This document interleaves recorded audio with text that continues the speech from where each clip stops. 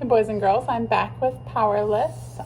This is chapter 4, and it's called The Incident at the Observatory. For the next several days, Daniel watched Rohan, Eric, and Molly very closely. In turn, they watched him. On the day after the Bridget accident, Daniel followed Molly home from school, only to turn around and find Rohan following him. Daniel had been standing across the street from Molly's house, waiting for her too. Well, he didn't know exactly, but he was sure she was up to something strange when he'd heard a sneeze behind him. Sure enough, there was Rohan, looking miserable in a patch of pollen-dusted wildflowers. When pressed, Rohan claimed that his dog Shaggy had run off, but Daniel knew better. Daniel had seen Shaggy, and he was by far the oldest dog he'd ever met. Shaggy wouldn't be running anywhere. Rohan was a bizarre kid, no doubt. Yet despite everything, the two were fast becoming friends. But Rohan's behavior was definitely strange. Sometimes he would put on his nose clip or even stuff earplugs in his ears for no reason whatsoever. And Rohan had a tendency to zone out. He'd be in the middle of a heated defense of pirating over detective work and suddenly start staring off into space. Daniel had to practically shake him to get him to come back to Earth. Molly hung out with them occasionally, but she barely paid any attention to Daniel. Sometimes she would talk with Rohan about school or sports, but most of the time she spent with Eric. After the story of the rescue at the Tangle Creek Bridge, Daniel had decided that if there was a mystery to be solved here, the answer lay within Eric. He seemed nice enough, always smiling, always easygoing, but for some reason Daniel had been unable to work up the courage to talk to him. Daniel had noticed that Eric missed a lot of school, and he suspected that it wasn't because of illness. Whatever the case, both Molly and Rohan were fiercely protective of him. Whenever Daniel started to ask questions, they would quickly change the subject. If he pressed on, they would eventually get mad and just walk away. Daniel had the feeling that if forced to choose between their secrets and him, they would choose their secrets. All of which put Daniel into a rather foul mood during those next few weeks. His gloom and the increasingly secretive behavior of his new friends meant that when the first field trip of the year came around, he was ready for it. The visit to the Mount Noble Observatory was the one thing he'd been looking forward to since coming to Noble's Green. The observatory belonged to the university and had one of the most powerful telescopes in the country, as well as a planetarium complete with a laser light star show. But best of all, the trip was a chance for Daniel to think about something other than his new stack of problems. When they arrived at the observatory, the students were given a half hour to tour the museum, displays, and gift shop. Like the rest of his classmates, Daniel was itching to blow his allowance on some souvenir junk, and went on his way to do so just that when he saw Clay and Bud waiting for him outside of the gift shop. As Bud looked his way, Daniel beat a quick retreat up a nearby staircase to avoid a potential pounding.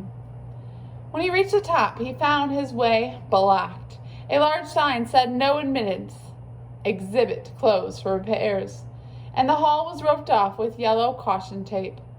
But he didn't want to face Clay and Bud, and since there was no other way around, he slipped under the tape and went inside.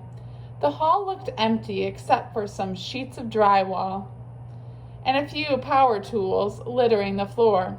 The room smelled of sawdust and fresh paint, just the sort of place that would play havoc with Rohan's allergies. Although the electricity was off, the room was bright with daylight. It poured in through a giant hole in the outside wall where the floor ended in a sheer drop. Peeking over the side, Daniel could see that they had started to erect scaffolding several floors below. Beyond that was nothing but empty air. It was a long way down the mountain from there. In one corner of the hall there was a large sheet of plastic billowing in the wind. Behind it, Daniel found an intact exhibit, complete with dioramas and photographs detailing the history of Mount Noble and the building of the observatory. Some of the photographs dated back to the beginning of the 20th century, when Noble's Green was just a burgeoning trade town. In one photograph, brown and blurry with age, a ragtag group of children stood with a bearded man dressed in skins and a fur cap. The caption read, "Jonathan Noble and the survivors of the St. Albans fire." This photograph was taken after the survivors emerged from the wilderness of Mount Noble. There was more written there, something about the burning of an orphanage and how its children were all saved by a local trapper named Jonathan Noble.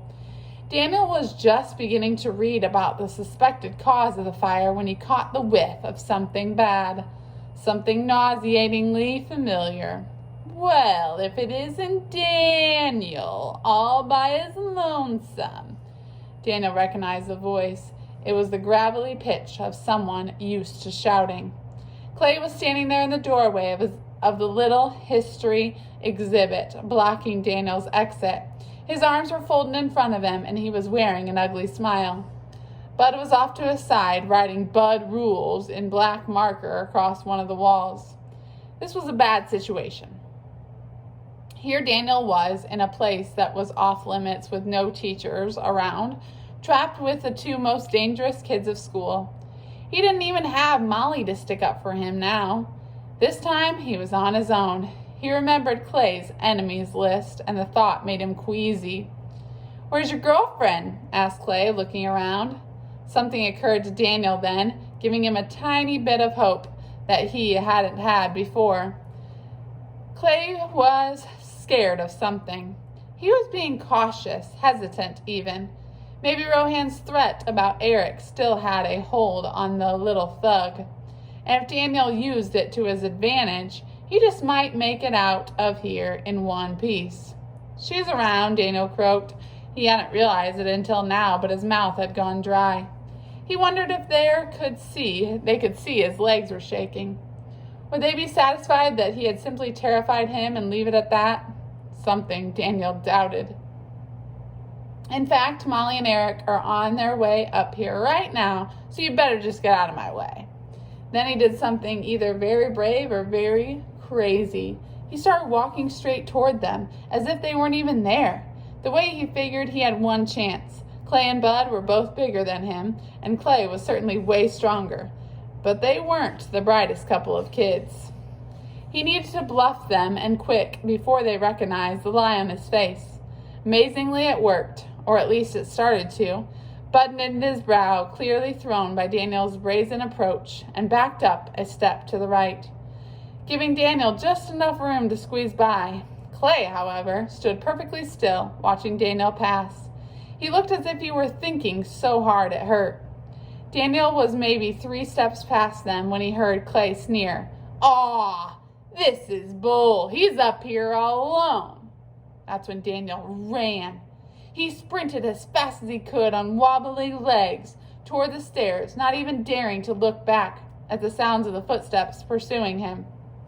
He could feel someone's hot breath on the back of his neck and tripped just as fingers grabbed at his shirt collar. Daniel skidded on his hands and knees and ended up in a pile on the floor, dangerously close to the exposed wall and the sheer drop down the mountainside. The bright sunlight was streaming in from outside, and Daniel shielded his eyes from the glare. He was dazed from his fall and blinded by the sun, but he could still hear Clay's mocking laughter somewhere in front of him. He was trapped between Clay and the deadly fall. The air around him smelled strongly of a rotting stink of dead things. "Nowhere to go, new kid. Might as well take what's coming to you." In a panic, Daniel got to his feet too fast and realized the room was spinning. He had fallen harder than he thought. and now his vision began to go dark with spots. Stumbling and blind, he tried to back away from Clay's taunting laughter. Daniel's eyes started to clear just in time to see Clay make a desperate grab for him.